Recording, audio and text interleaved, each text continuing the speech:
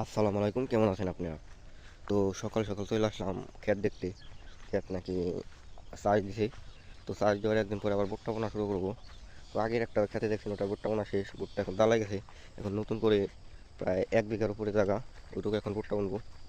তো সকাল সকাল বের হয়ে এলাম জমিটা দেখতে।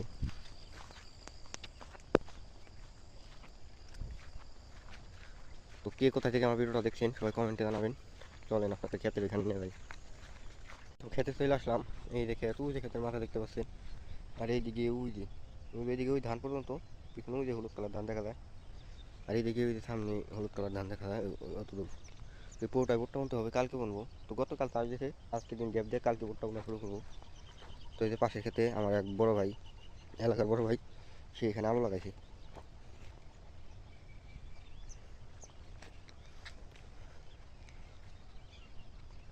তো সবাই ভালো থাকবেন, আমার জন্য দোয়া করবেন।